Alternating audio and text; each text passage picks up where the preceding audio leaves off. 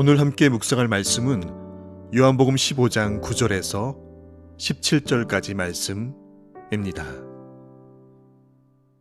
아버지께서 나를 사랑하신 것 같이 나도 너희를 사랑하였으니 나의 사랑 안에 거하라.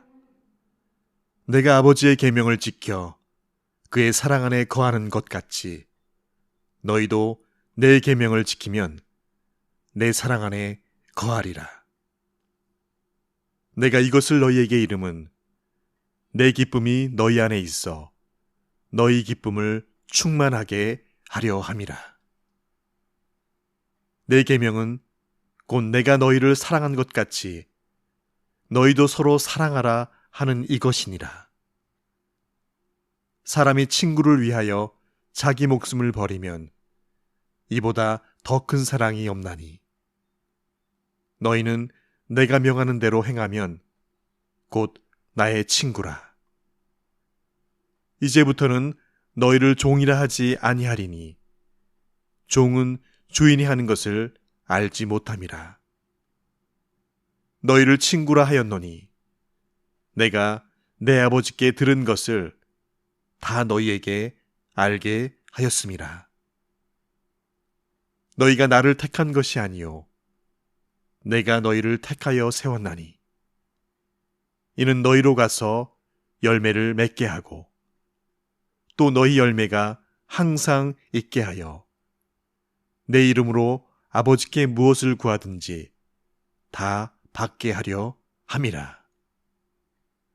내가 이것을 너희에게 명함은 너희로 서로 사랑하게 하려 함이라. 아멘. 어제의 말씀에서 주신 포도나무와 가지의 비유의 의미는 바로 예수님 안에 거하라는 말씀이었죠. 포도나무가 가지에 붙어 있어야 합니다. 그런데 붙어 있으나 열매를 맺지 않으면 결국 그 가지는 가지치기 당하여서 땔감으로 전락할 수밖에 없음을 비유하여 말씀해 주셨습니다. 그렇다면 예수님 안에 거함으로 열매 맺기 위한 그 구체적인 방법은 무엇인가? 오늘 본문 10절은 그것을 하나님 아버지께서 주신 계명을 지켜 사랑하는 것이라고 말씀하십니다.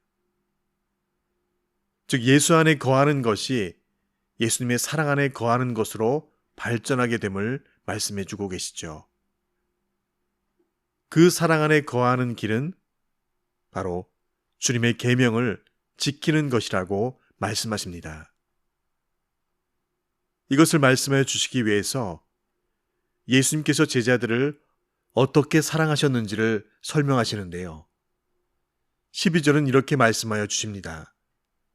내 계명은 곧 내가 너희를 사랑한 것 같이 너희도 서로 사랑하라 라고 말씀하십니다. 예수님께서 친히 십자가에 죽기까지 사랑하신 그 사랑의 모범이 되어주신 대로 그렇게 우리에게 동일하게 사랑할 것을 부탁하십니다.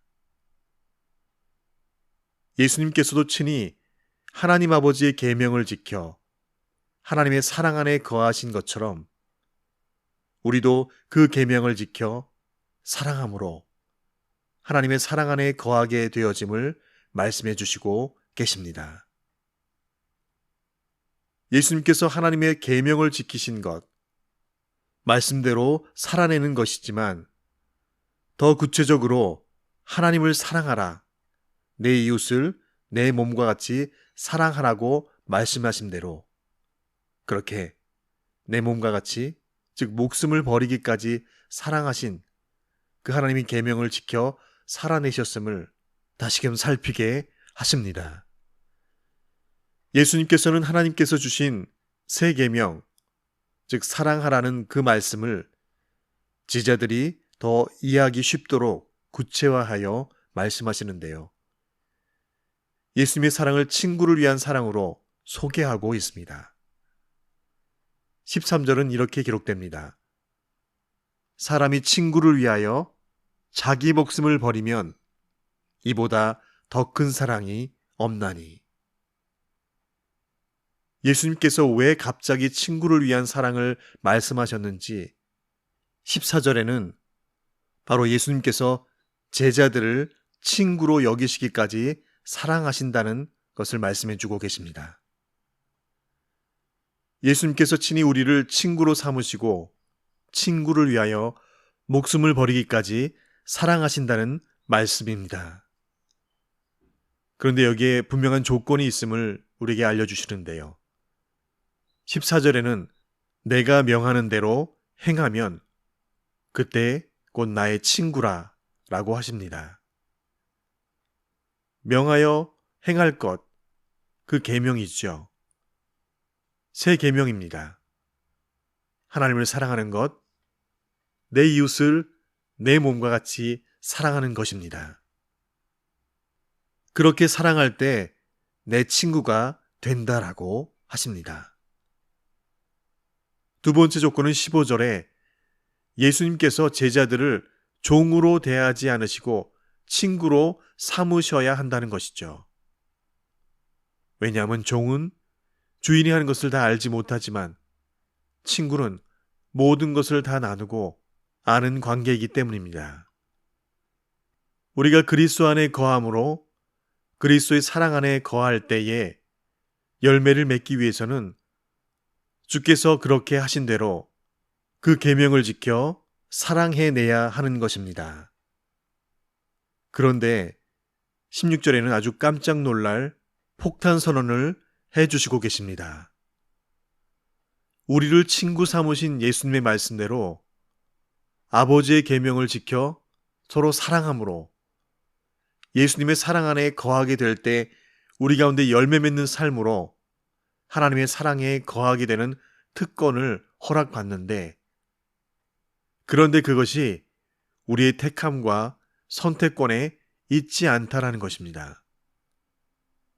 주께서 친히 우리를 택하여 세웠을 때에 그것이 가능하다는 사실을 다시 우리에게 말씀해 주시고 계십니다. 16절엔 이렇게 기록됩니다. 너희가 나를 택한 것이 아니요 내가 너희를 택하여 세웠나니 이는 너희로 가서 열매를 맺게 하고 또 너희 열매가 항상 있게 하여.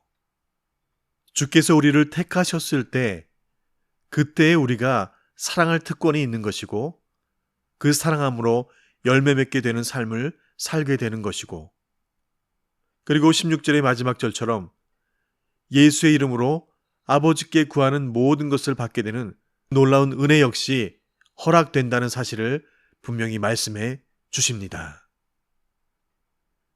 우리의 구원받음이 그러하지요. 우리의 구원이 우리 자신의 애씀과 노력과 수고로 그 어떤 누구도 그렇게 구원받을 수 없다는 사실. 너희가 그 은혜를 인하여 믿음으로 말미암아 구원을 얻었나니 이것이 너희에게 난 것이 아니요 하나님의 선물이라 말씀하신 대로 오늘 우리가 예수 안에 거하고, 즉 예수의 사랑 안에 거하여 열매 맺는 삶으로 그리스도 예수의 이름으로 무엇이든지 아버지께 구하면 다 얻게 되는 이 은혜와 특권이 결국 주님의 택하심과 은혜를 입을 때만이 가능한 것임을 우리가 다시금 기억하며 이를 붙들게 됩니다. 17절에 예수님께서는 제자들에게 이 모든 것에 대한 이유를 이렇게 말씀하시죠. 내가 이것을 너희에게 명함은 너희로 서로 사랑하게 하려 함이라. 우리가 사랑할 수 있음이 더하여 원수까지라도 사랑할 수 있음이 이 또한 선택되고 택함받은 자들만이 할 수 있는 특권이고 은혜라는 것. 아무나 자기의 목숨을 버리기까지 내 몸과 같이 사랑할 수 없습니다. 오직 그리스도 예수의 사랑과 은혜의 옷을 입은 자들만이 가능합니다. 주신 말씀 기억하며 함께 기도하시겠습니다. 내가 누려왔던 모든 것들이 내가 지나왔던 모든 시간이, 내가 걸어왔던 모든 순간이 당연한 것 아니라 은혜였어. 내가 하나님의 자녀로 살며 오늘 찬양하고 예배하는 삶, 복음을 전할 수 있는 축복이 당연한 것 아니라 은혜였어. 모든 것이 은혜, 한없는 은혜. 내 삶에 당연한 건 하나도 없었던 것을 모든 것이 은혜, 은혜였어. 주님, 우리가 하나님의 계명을 행하며 사랑하게 하심이 은혜임을 다시금 고백합니다. 말씀대로 주님께 붙들려 있고 말씀에 사로잡힌 바 되어 예수 안에 거하게 하심도 은혜입니다. 예수께서 친히 목숨을 버리기까지 사랑하셔서 나를 친구 삼아 주심도 그저 은혜입니다. 날 구원하신 만도 갚을 수 없는 은혜인데 날 친구 삼으심, 날 사랑하심, 그리고 새 계명을 주신 대로 사랑함으로 행한 자들로 세우신 은혜 위에 그렇게 행한 자들에게는 하늘 아버지께서 무엇을 구하든지 다 받게 하실 것이라고 약속하신 그 말씀, 헤아릴 수 없는 한량없는 은혜, 갚을 수 없는 은혜임을 그래서 다시 또 고백하여 오늘도 찬미의 시로 주의 이름을 높여 찬양 드리길 원합니다.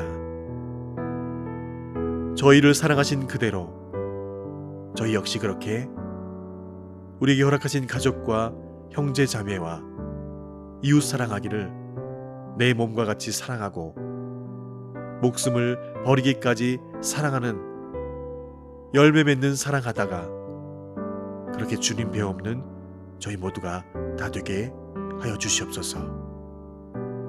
우리를 종이라 하지 않고 친구 삼아 주신 우리 구주 예수님의 이름으로 기도합니다. 아멘.